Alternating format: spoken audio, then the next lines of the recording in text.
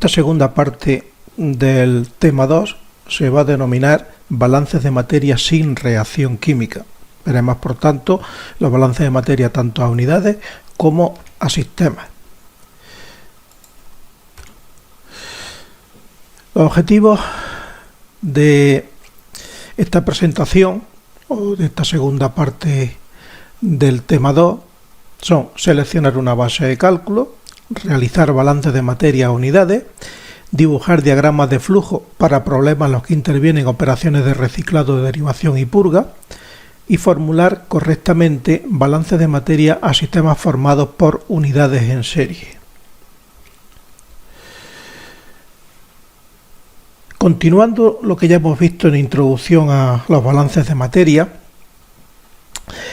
nosotros hemos dicho que siempre vamos a hacer una contabilidad de la cantidad de materia. Entonces siempre vamos a aplicar la ecuación de conservación.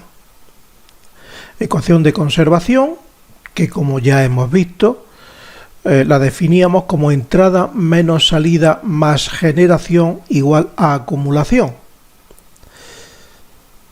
Y las unidades, ya que está aplicado a materia, son de masa partido por tiempo. O sea, todos los balances que nosotros vamos a hacer en este tema tienen unidades de masa partido por tiempo.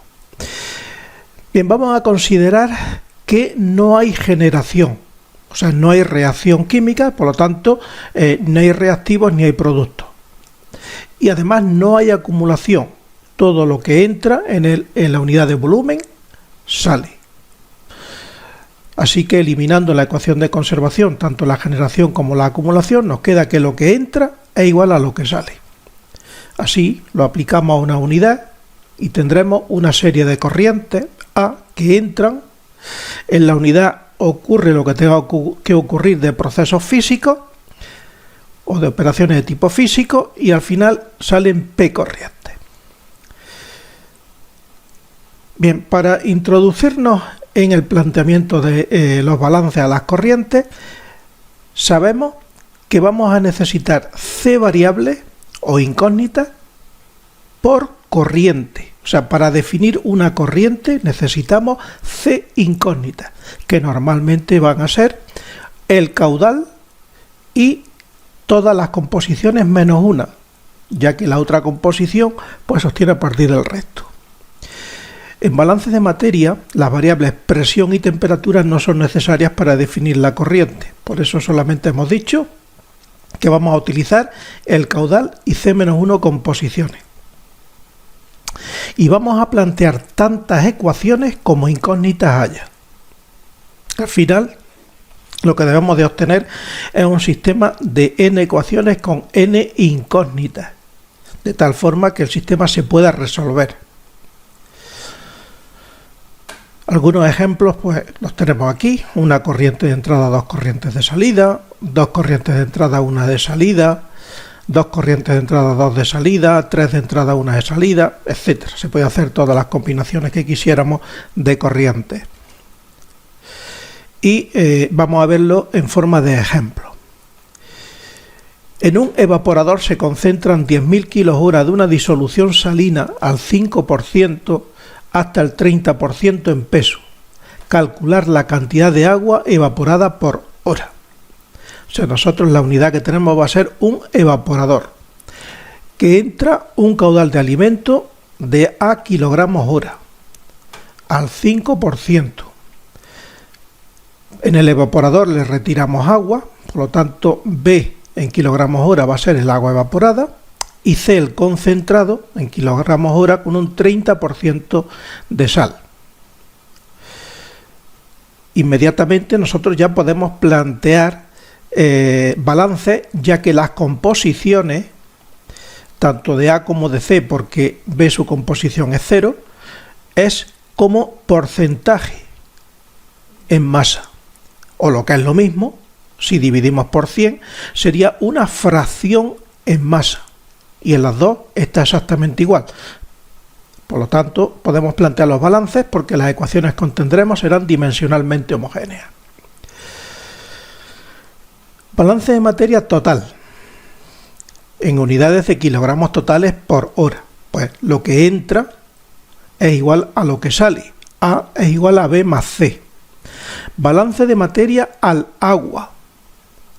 Pues entra el 95% en la corriente A, 0,95A, es igual a todo lo que sale en B, B más el 70% que es lo que sale en C, 0,7C.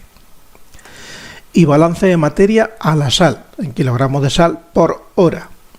Pues lo que entra, 5% de la entrada, 0,05A, es igual al 30% de lo que sale, 0,3A.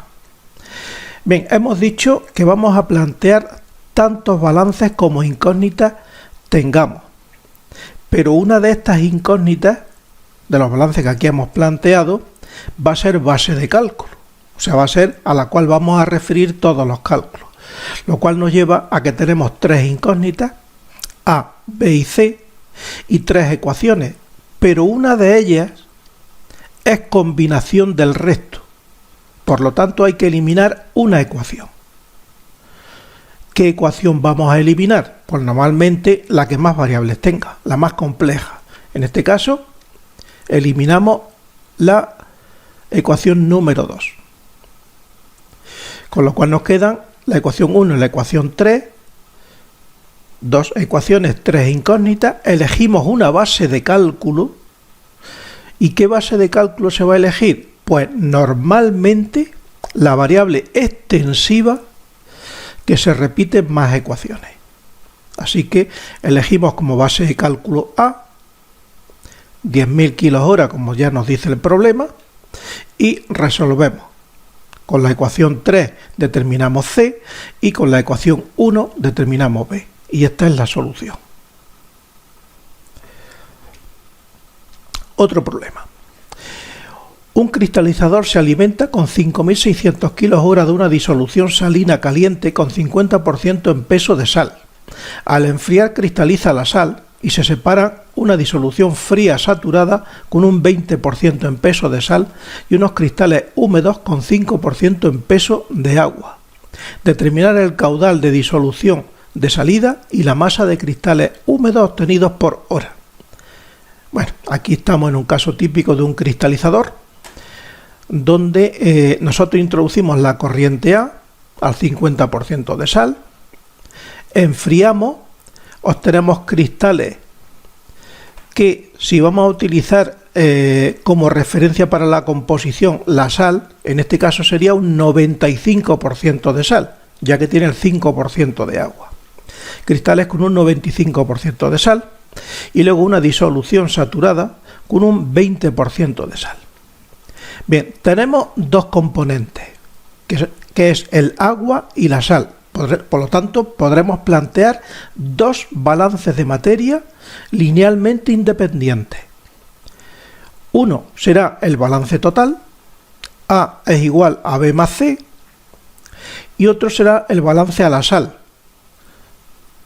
También podríamos plantear el balance al agua, pero claro, una de esas tres ecuaciones sería linealmente dependiente de las otras dos. Entonces, en este caso ya no lo planteamos porque habría que eliminar una como en el caso anterior. Así que la del agua no la planteamos. Planteamos directamente la sal únicamente. Así que aquí tenemos los balances A igual a B más C, el 50% de A, o sea 0,5A, porque estamos utilizando fracciones en gramos. 0,5A es igual a 0,2B, ya que tiene el 20%, más 0,95, porque es el 95% de sal, de C. Tenemos dos ecuaciones, tres incógnitas, hay que elegir una base de cálculo.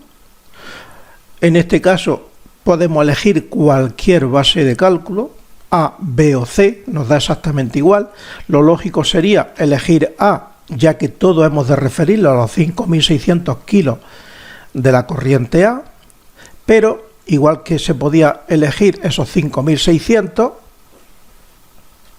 se podía elegir 100, por ejemplo, de A o 100 de C, da exactamente igual. Lo que ocurre es que al final hay que hacer un cambio de base de cálculo para referirlo a esos 5.600. Entonces, si nosotros suponemos que A son 100 kH, determinamos en las dos ecuaciones B y C.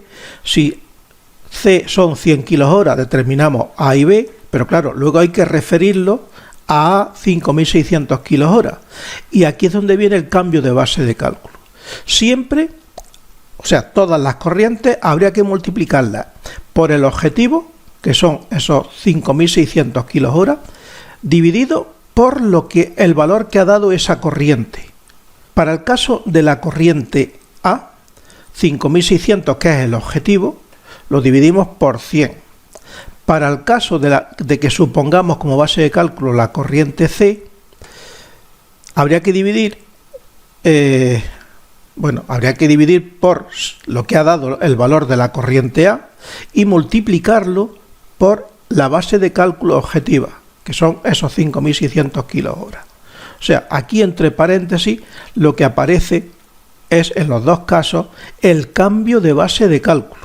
O sea, se multiplica por la base de cálculo objetiva y se divide por el valor de la variable que se usa como base de cálculo en este cálculo. Entonces, como aquí A vale 250, al utilizar C como 100, pues dividimos por 250. Como aquí A vale 100, pues dividimos por 100. Y en todos los casos multiplicamos por 5600. O sea, esto es lo que habrá que hacer cuando hagamos cambio de base de cálculo. ¿Cuándo se suele utilizar una base de cálculo distinta de la que propone el problema? Pues en todos aquellos casos donde se facilite la resolución de los sistemas de ecuaciones. Otro problema.